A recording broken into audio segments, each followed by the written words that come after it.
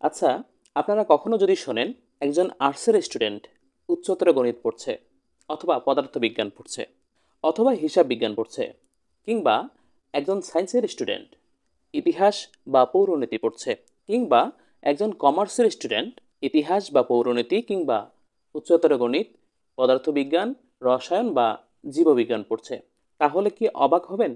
হ্যাঁ, অবাক হওয়ার মতোই। সায়েন্সের যে সাবজেক্টগুলো সেগুলো শুধুমাত্র সায়েন্সের স্টুডেন্টদের জন্য নির্ধারিত।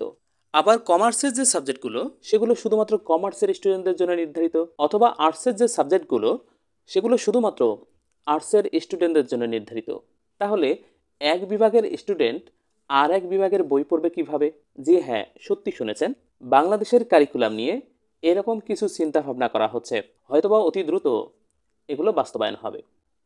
আর যদি বাস্তবায়ন হয়, তাহলে আর্টসের একজন স্টুডেন্ট কমার্স বা সায়েন্সের যে কোনো সাবজেক্ট নিয়ে পড়তে পারবে, অথবা সায়েন্সের একজন স্টুডেন্ট কমার্স বা আর্টসের যে কোনো সাবজেক্ট নিয়ে পড়তে পারবে, কিংবা কমার্সের একজন স্টুডেন্ট সায়েন্স বা আর্টসের যে কোনো সাবজেক্ট নিয়ে পড়তে পারবে। কারিকুলাম নিয়ে এমনই এক মহাপরিকল্পনা শুরু করেছেন কারিকুলাম সংশ্লিষ্টরা। এগুলো আমার কথা নয়, এগুলো কারিকুলাম বিশেষজ্ঞদের কথা, যারা কারিকুলাম নিয়ে গবেষণা করেন। আর এই বিষয়গুলো বাস্তবায়ন করার জন্য কারিকুলাম সংশ্লিষ্টরা একেবারে উঠে পড়ে লেগেছেন। এই বিষয়ে ঢাকা বিশ্ববিদ্যালয়ের অধ্যাপক ডক্টর মোহাম্মদ মমিনুর রশিদ বলেছেন, আমি মনে করি কোনো কিছু বাস্তবায়ন করার আগে বিস্তারিত পরিকল্পনার প্রয়োজন আছে। তা না হলে নেতিবাচক প্রভাব পড়তে পারে শিক্ষার্থীদের উপর। যদিও কারিকুলাম নিয়ে মন্ত্রণালয় কিংবা এনসিটিবির সুনির্দিষ্ট ও বাস্তবায়নযোগ্য পরিকল্পনা আমরা এখনো দেখিনি। কাজেই দীর্ঘমেয়াদী পরিকল্পনার দিকে আগে নজর দেওয়া উচিত। আর কারিকুলাম নিয়ে এরকম নতুন পরিকল্পনার সংবাদ প্রকাশ করেছে দ্য ডেইলি ক্যাম্পাস। চলুন আমরা দ্য ডেইলি ক্যাম্পাস পত্রিকার সেই প্রতিবেদনটি আপনাদের সাথে শেয়ার করছি। আপনারা স্ক্রিনে দেখতে পাচ্ছেন কারিকুলাম নিয়ে নতুন পরিকল্পনা। মানবিকের শিক্ষার্থীরাও পড়তে পারবেন বিজ্ঞান ও বাণিজ্য। 4 জানুয়ারি 2025 তারিখে দ্য ডেইলি ক্যাম্পাস এই ধরনের একটি প্রতিবেদন প্রকাশ করেছে। চলুন দেখি কি আছে এর মধ্যে। এখানে বলছে, বিজ্ঞানের শিক্ষার্থীরা চাইলে পড়তে পারবেন অর্থনীতি, পৌরনীতি, কিংবা মানবিকের শিক্ষার্থীরা চাইলে পড়তে পারবেন উচ্চতর গণিত, পরিসংখ্যান কিংবা যে কোনো বিষয়। নবম দশম শ্রেণীতে আগের মতো বিভাগ বিভাজন থাকলেও নিজ বিভাগের বাইরে অন্য কোনো বিষয় পড়তে পারবেন শিক্ষার্থীরা। এমন নতুন পরিকল্পনার কথা জানিয়েছেন দেশের শিক্ষা ও কারিকুলাম সংশ্লিষ্ট নীতি নির্ধারণী পর্যায়ের ব্যক্তিরা। তাদের ভাষ্য, বর্তমানে কোনো শিক্ষার্থী মানবিক, বাণিজ্য কিংবা বিজ্ঞান বিভাগে পড়ার পর অন্য বিভাগের কোনো বিষয় চাইলে পড়তে পারেন না। আবার বাতিল হওয়া কারিকুলামে শিক্ষার্থীদের 10টি বই পড়ার বাধ্যবাধকতা নির্ধারণ করে দেওয়া হতো। এমন বাধ্যবাধকতা কিংবা শুধু একটি বিভাগে পড়ার নিয়মকে সহজ করতে নতুন করে ভাবছে সরকার।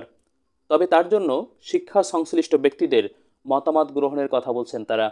সম্প্রতি এসব বিষয়ে মতামত তুলে ধরেছেন অন্তর্বর্তী সরকারের শিক্ষা উপদেষ্টা অধ্যাপক ওয়াহিদ উদ্দিন মাহমুদ। সম্প্রতি গত 1 জানুয়ারি রাজধানীর আন্তর্জাতিক মাতৃভাষা ইনস্টিটিউটে একটি অনুষ্ঠানে এসব বিষয়ে কথা বলেন উপদেষ্টা। শিক্ষা উপদেষ্টা বলেন, নবম ও দশম শ্রেণীতে উচ্চতর গণিত ও উচ্চতর বিজ্ঞান আবশ্যিক রেখে অন্যান্য বিষয় ঐচ্ছিক করে দেয়া হবে পরবর্তী লক্ষ্য। এতে মানবিক শাখায় যে আছে সেও ইচ্ছা করলে বিজ্ঞান নিতে পারে, যাতে ভবিষ্যতে সে যে কোনো কিছু হতে পারবে। শিক্ষা উপদেষ্টার এই মতামতের পর বিষয়টি নিয়ে কথা বলেছেন শিক্ষা সংশ্লিষ্ট বিভিন্ন ব্যক্তিরাও। তাদের মতে, এমন নিয়ম চালু করতে গেলে জটিলতার মুখোমুখি হতে হবে। সব প্রতিষ্ঠানের সক্ষমতা একরকম নয়, ফলে শিক্ষার্থীদের সমানভাবে সুবিধা দিতে পারবে না সরকার। আবার প্রশ্ন রয়েছে শিক্ষকদের পঠন পাঠনের মান নিয়েও। এমন অনেক শিক্ষার্থীর বিষয়ে দেখা যায় যারা শিখন ঘাটতি রেখে পরবর্তী শ্রেণীতে যায়। কাজেই কারিকুলামে নতুন করে আবার পরিবর্তন আনা হলে সেটার ফলাফল কেমন হবে তা আগেই আমাদের বিবেচনায় নিতে হবে।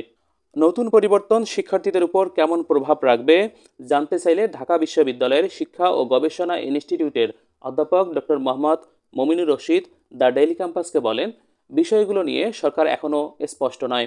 এনসিটিবি এখনও 2025 সালের নতুন বই শিক্ষার্থীদের হাতে পুরোপুরি তুলে দিতে পারেনি। তার মাঝেই এসব আলাপ।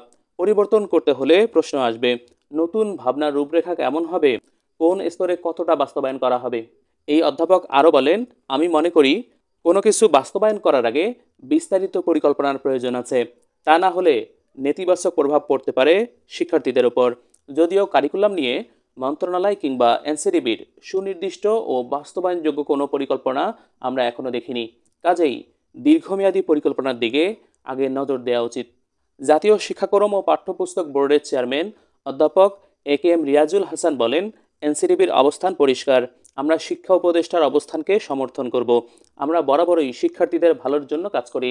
যেসব উদ্যোগ শিক্ষার্থীদের যোগ্যতা বৃদ্ধি করবে এবং আগামীতে তাদের ভালো কিছু করার দ্বার উন্মোচন করবে, আমরা সেগুলো নিয়ে কাজ করছি। বিভাগ বিভাজনকে কঠিন না করে বরং শিক্ষার্থীদের স্বাধীনতার উপর ছেড়ে দেওয়ার আলাপ তার মধ্যে অন্যতম। তিনি আরও বলেন, বিভিন্ন দেশের মতো আমাদের শিক্ষার্থীরাও যে কোনো বিভাগ থেকে পড়ার পাশাপাশি সক্ষমতা থাকা সাপেক্ষে অন্য বিভাগের বই পড়তে পারবেন। তবে বিষয়টির ধরন কেমন হবে এবং কোন স্তরে কতটা লোড থাকবে, এসব বিষয় নিয়ে আলোচনা উঠে আসা দরকার। বিভিন্ন স্তরে পাঠ্যক্রম বিশেষজ্ঞদের মতামতের ভিত্তিতে এ প্রসঙ্গে করণীয় ঠিক করা হবে। বিষয়গুলো আরও বিস্তর আলাপ আলোচনার মাধ্যমে ক্লিয়ার হবে। বিশ্বের অন্যান্য দেশেও এমন পদ্ধতির প্রচলন আছে।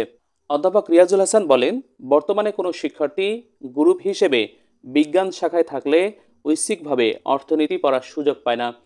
এই ধারাকে পরিবর্তন করা উচিত। এই বিষয়টি নিয়ে আলোচনা। একজন শিক্ষার্থী যেন স্বাধীনভাবে নির্দিষ্ট গ্রুপে থাকার পাশাপাশি অন্য বিষয় পড়ার সুযোগ পান, এই উদ্যোগের ব্যাপক প্রভাব রয়েছে। উচ্চ মাধ্যমিক শেষে একজন শিক্ষার্থী বিশ্ববিদ্যালয়ে ভর্তির ক্ষেত্রে ঐচ্ছিকভাবে যেন সাবজেক্ট চয়েস দিতে পারেন, উদ্যোগটা সেই বিষয়ে। সম্মানিত দর্শক শ্রোতা, এই রিপোর্ট থেকে কি মনে হলো? দেশের শিক্ষা ব্যবস্থার উন্নতি হচ্ছে নাকি আরও অবনতির দিকে যাচ্ছে? আমরা কোন দিকে যাচ্ছি? আমরা বরাবরই যখন উন্নত দেশের দোহাই দিয়ে আমাদের কারিকুলামটাকে একেবারে জগা খিচুড়ি বানাইতে চাই, আমাদের মনে রাখা উচিত আমাদের দেশের শিক্ষা কাঠামো কেমন, আমাদের দেশের শিক্ষকদের কেমন জীবনমান এবং তাদেরকে কোন ধরনের বেতন দেয়া হয়, তাদের কাছ থেকে আমরা কতটুকু ফিডব্যাক পেতে পারি, এই সকল বিষয় মাথায় রেখে কারিকুলাম বাস্তবায়ন করা উচিত। বেসরকারি সেক্টরে যারা চাকরি করছেন এই মাধ্যমিক পর্যায়ে, তাদের বেতন 12,500 টাকা, আর অন্যান্য সুযোগ সুবিধা একেবারে নাই। বোনাস 1/4 একজন শিক্ষককে এভাবে মানসিকভাবে অত্যাচার করে তার কাছ থেকে ভালো কিছু কখনো আশা করা যায় না। তাই উচিত হবে আগে এই মাধ্যমিক সেক্টরটাকে উন্নত করতে হবে।